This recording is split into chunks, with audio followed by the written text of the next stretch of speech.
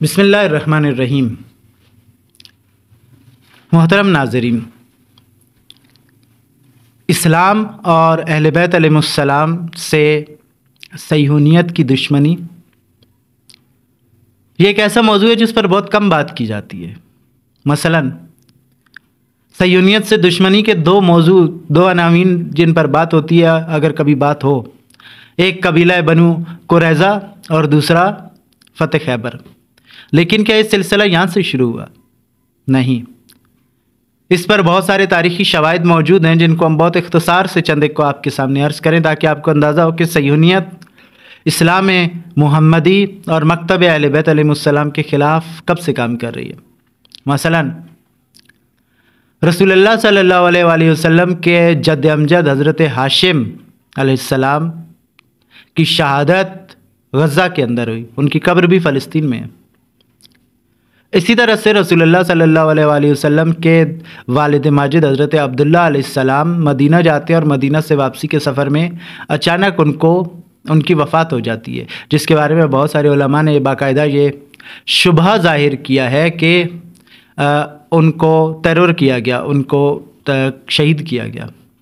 خود حضرت عبداللہ علیہ السلام کی زندگی میں جب آپ مکہ میں تھے، جس کے بعد حضرت عبد المطلب نے آپ کو مدینہ میں منتقل کر دیا تھا، جب آپ مکہ میں تھے تو اس موقع پر بھی ہمارے پاس بہار الانوار کے اندر یہ باقاعدہ روایت موجود ہے کہ آپ پر حملہ ہوتا ہے۔ آپ جنگل میں تھے اور وہاں پر آپ پر حملہ ہوتا ہے یہود کے کارندوں کی جانب سے، اور وہ آپ کو شہید کرنا چاہتے ہیں تاکہ حضرت عبداللہ کے ذریعے رسول اللہ صلی اللہ علیہ وآلہ وسلم کی ولادت نہ ہو۔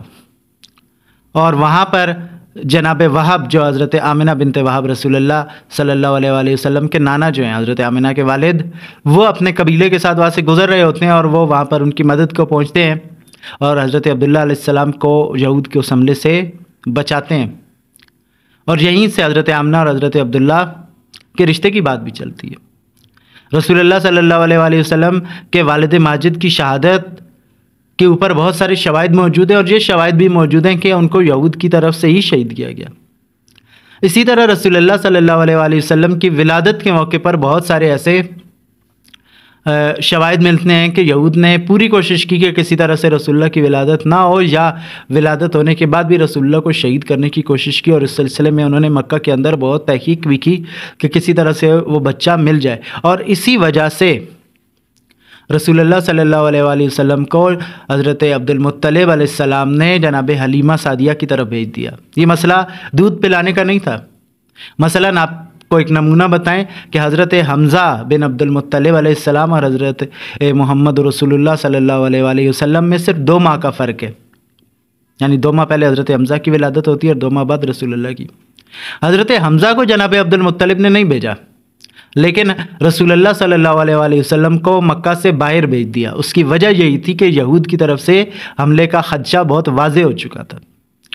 اس کے بعد رسول اللہ واپس آتے ہیں اور رسول اللہ کو فوراً سے پیشتر مدینہ کی طرف بھیج دیا جاتا ہے جہاں رسول اللہ کے ننیالی رشتہ دار موجود ہیں، تاکہ رسول اللہ محفوظ رہے۔ مکہ میں رسول اللہ کی جان کو خطرہ تھا بچپن میں، کس سے؟ یہود سے، کیونکہ مشرکین کے لیے تو ابھی رسول اللہ کا مقام اور پیغام واضح ہی نہیں ہوا تھا۔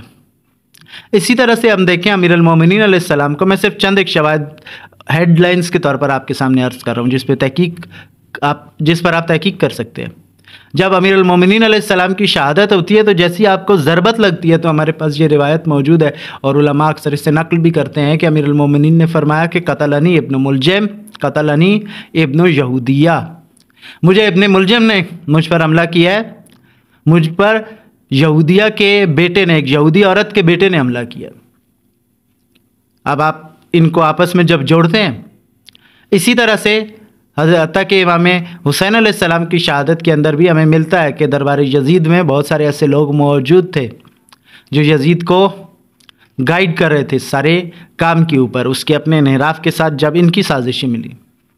پھر ہم اسی طرح سے آگے آتے جائیں تو میں چند ایک جو اکثر آپ نے سنی ہوئی چیزیں ہیں میں ان کی طرف اشارہ کروں تاکہ آپ اپنے ذہن کو ریلیٹ کر سکیں۔ مثلاً 7ویں امام حضرت امام موسیٰ کاظم علیہ السلام کی شہادت جو ہے وہ سندھ ابن شاہق لعنت اللہ علیہ کے قید خانے میں ہوتی ہے۔ سندھ ابن شاہق کون ہے؟ یہودی ہے۔ اس کے سینکڑوں اور ثبوت بھی موجود ہیں۔ جس پر باقاعدہ بلکہ ایک کتاب کا میں حوالہ دے دوں، تبار انحراف کے نام سے 6 جلدوں پر ایک کتاب عربی اور فارسی میں موجود ہے، جس میں باقاعدہ ان چیزوں کو تاریخی حوالوں کے ساتھ، روایات کے ساتھ، اسناد کے ساتھ نقل کیا گیا کہ عالم اسلام میں رسول اللہ کی ولادت سے پہلے سے لے کر امام حسن عسکری علیہ السلام تک یہودیوں کی کون سی سازشیں رہیں اور اس کا مقابلہ محمد و آل محمد علیہ السلام نے کس طرح کیا۔ تو یہ سمجھنے کی ضرورت ہے کہ آج صہیونیت کی مخالفت کوئی سیاسی مسئلہ نہیں ہے، آج صہیونیت کے خلاف کھڑے ہونا صرف کوئی پولیٹیکل پرسپیکٹیو یا آج جدید زمانے کا موضوع نہیں ہے، بلکہ یہ وہ موضوع ہے جو کہ اہل بیت علیہ السلام کے دین کے اندر شروع سے موجود ہے، اور اہل بیت علیہ السلام نے ہمیشہ مبارزہ کیا اس کے خلاف، چاہے وہ عملی میدان میں ہو، چاہے وہ اسٹریٹجک میدان میں ہو، چاہے علمی میدان میں ہو۔ مثلا میں ایک آخری بات عرض کروں آپ سے، امیر المومنین علیہ السلام کا جو خطبہ نہج البلاغہ میں خطبہ توحید کے نام سے پہلا خطبہ سید رضی نے نقل کیا، اس خطبے میں جو عالی شان توحید بیان ہوئی ہے اس کا پس منظر دیکھیں تو امیر المومنین علیہ السلام جب کوفہ میں گئے تو کوفہ کے اندر، کوفہ اور بصرہ میں پہلے سے یہودی اور مسیحی مدارس موجود تھے جو علمی طور پر اپنی توحید کی ترویج کر رہے تھے، اور ایسی توحید جو مسلمانوں کے عقائد کو خراب کر رہی تھی۔ تو وہاں علی ابن ابی طالب علیہ السلام نے توحید محمدی، توحید اسلامی اور توحید قرآنی پیش کی، کس کے مقابلے میں؟ ان کے مقابلے میں، تاکہ ان کو جواب دیا جا سکے۔ تو اس لیے ضروری ہے، یوم القدس بھی نزدیک ہے، کہ ہم اس بات کو سمجھیں کہ صہیونیت کی مخالفت سیرت اہل بیت علیہ السلام میں موجود ہے، اور صہیونیت کی جانب سے دشمنی اہل بیت علیہ السلام کے ساتھ تاریخ میں موجود ہے۔ یہ متاسفانہ ایک الگ موضوع ہے کہ عالم اسلام کے مورخین اس جانب اپنی آنکھیں بند کیے رہے اور انہوں نے اس پر نہیں لکھا، بہت کم لکھا گیا، لیکن موجود ہے، لکھا گیا ہے، کم صحیح لیکن موجود ہے، جس کی طرف ہمیں توجہ کرنے کی ضرورت ہے، تاکہ ہم سمجھ سکیں کہ سید مقاومت ہوں یا دیگر شخصیات ہوں، ان کا مبارزہ، ان کی قربانیاں کون سے سلسلے سے جا کر جڑتی ہیں۔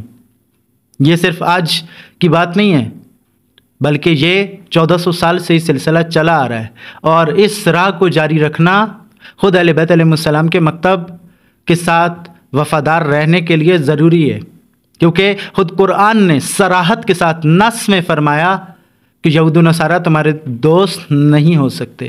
یہ کب تک تم سے راضی نہیں ہوں گے؟ جب تک تم تتبع ملتہم، ان کی قوم کا اتباع نہ کر لو، ان کے راستے پر نہ آ جاؤ۔ یعنی قرآن صراحت سے کہہ رہا ہے کہ یہ تعبد تمہارے دشمن ہے۔ کس کے دشمن ہے؟ اسلام کے دشمن ہے، قرآن کے دشمن ہے، امت مسلمہ کے دشمن ہے، اہل بیت علیہ السلام کے دشمن ہے۔ قرآن کی نص صریح ہے اس پر۔ تو جب یہ اہل بیت کے دشمن ہیں تو آیا مجھے ان سے دشمنی رکھنی ہے یا نہیں رکھنی؟ آیا مجھے صہیونیت سے، چاہے وہ عبری صہیونیت ہو، چاہے وہ غربی صہیونیت ہو، چاہے وہ عربی صہیونیت ہو، چاہے وہ کوئی اور صہیونیت کی جدید فارمز میں سے کوئی شکل ہو، آیا مجھے اہل بیت کے دشمنوں سے دشمنی رکھنی ہے یا نہیں؟ مجھے ان سے تو دشمنی ہے اور ہونی بھی چاہیے، جو ظاہراً اہل بیت علیہ السلام کے اجسام مطہرہ، اجساد مقدسہ پر جنہوں نے ضرب لگائی، جو عالم اسلام کے اندر موجود تھے۔ لیکن کیا یہ دشمنیاں اتنی تھیں یا اس سے فراتر دشمنیاں بھی تھیں؟ اس سے فراتر بھی تھیں، اور ہمیں ان کی جانب توجہ کرنے کی ضرورت ہے۔ جب ہم کہتے ہیں کہ اے خدا میں تیرا تقرب چاہتا ہوں، کس کے ذریعے؟ براءت کے ذریعے، اہل بیت علیہ السلام کے دشمنوں سے براءت کے ذریعے، تو اس میں صرف وہ دشمن نہیں ہیں جو with in the boundaries of Muslim امہ تھے تاریخ کے اندر، بلکہ اس سے فراتر بھی ہیں۔ ان سب سے براءت خود دین کا ایک حصہ ہے۔ والسلام علیکم ورحمۃ اللہ وبرکاتہ۔